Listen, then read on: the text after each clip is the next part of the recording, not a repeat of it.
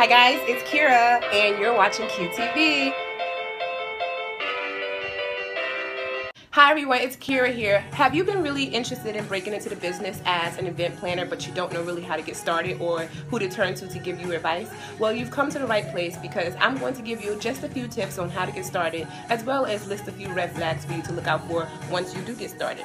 The event planning industry is a very huge and lucrative business. However, it's one of those where you have to definitely work 7 days a week, 24 hours a day in order to, be able to be successful. Not all event planning companies turn out to be successful, but not all fail either. If you're going to get into the business, then you've come to the right place and I'm going to help you. So stay tuned. One of the key things when you get started in the event planning business is that you want to make sure that you build a brand for yourself. And building a brand for yourself, I mean because you're new, and when it comes to people trusting you with either their money, their guests, their reputation, their brand, their business, or whatever it is that they have you executing for them, they want to ensure that you execute it properly, efficiently, and you make them look good. At the end of the day, your clients want to make sure that you make them look good. That's all they care about. That's all they want. So that's very important.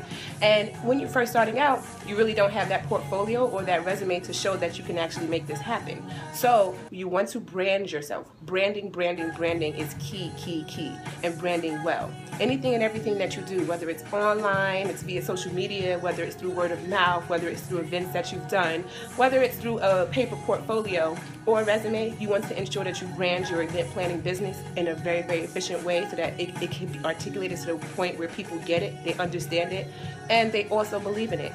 The next key is to build your client base. Building your client base involves you getting out and doing a lot of networking, even in places that you don't want to sometimes, such as like nightlife or even daylight. You want to get out on the market, you want to get out in the field, you don't want to stay behind your desk, you do not want to stay behind your computer.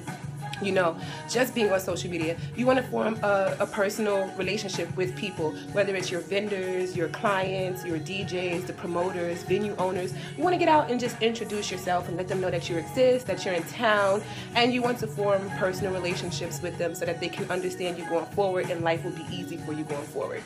If you don't have that, or if you don't form a personal relationships, a lot of times in event planning, you'll get a lot of no's before you get a lot of yeses. So you definitely want to hit the pavement, get out there, form a lot of personal relationships, and just move forward with your brand and be consistent in what you do. Tip 3, dress the part. Always dress for success. When I first started out as an event planner years and years ago, I used to be very lackadaisical in terms of the way I dressed. I just was artsy and I dressed all, just very, like a New Yorker, very crafty, very artsy, but I wasn't really professional about it. Although I had the knowledge and the customer base and the brain power and everything else, my fashion was not up to par. It wasn't professional, and so I got overlooked a lot of times, especially because I was young and also because I was a woman. You know what I mean? But once I decided, okay, I'm going to dress professional and maybe they will take me much more serious, they actually started to take me more serious. So dressing for the part, dressing for the role is very important. As an event planner, you want to dress the part always. You never want to, not dress the part, because after all, you don't have a major corporation, you don't have a major office. It's just you, your desk, your computer, and maybe your team. And so you guys are your brand. And so your main objective is to just make sure you dress the part, dress professional, but also keep it kind of fashionable and trendy so that people can understand that, oh, you're in a new millennium and you get the times and you know what's going on. So that's very important.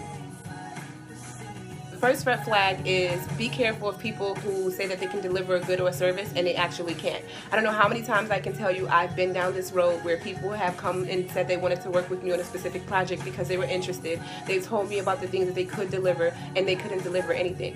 And nothing is more frustrating than you planning an event, putting all of your eggs in one basket on one person, and then they don't show up.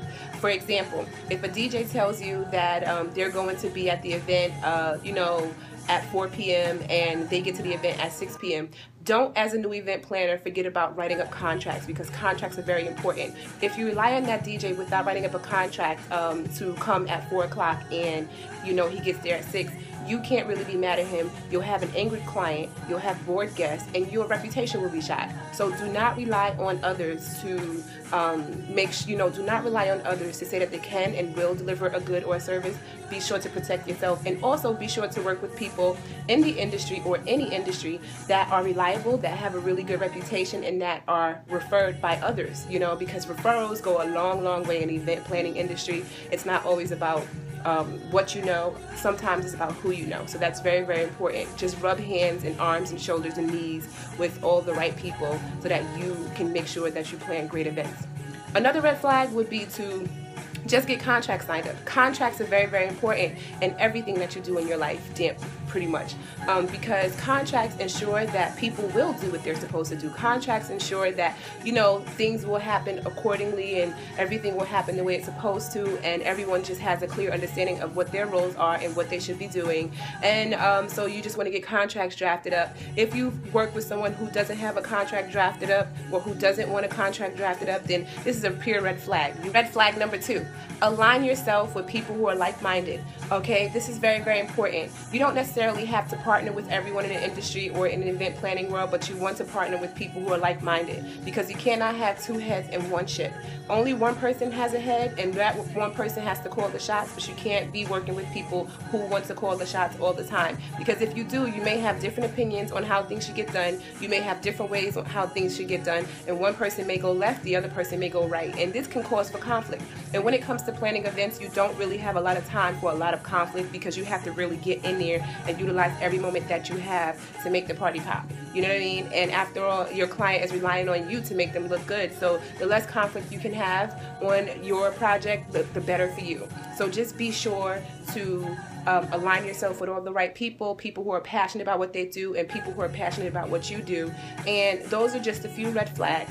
If you have any questions, as I said before, just feel free to comment below or send me an email or just connect with me in some kind of way and we can talk about it. You know, I've been there and I'm just sharing my experiences with you. The event planning industry is a very, very fun industry. You get to meet a lot of people. You get to be around so many different types of settings and atmospheres, and you get so many different types of projects. It's very lucrative. It's growing in this new age because everyone's so busy and they can't do things themselves. But at the same time, you must take it serious and you must be professional about everything every step of the way. Because if you aren't, then you would find yourself at point A trying to figure out where your desk is going to be and how you're going to get started. So this is Kira. I hope that I've helped you, and I hope that you have a very, very, very successful time with your event planning business. And I'll see you around. Cheers.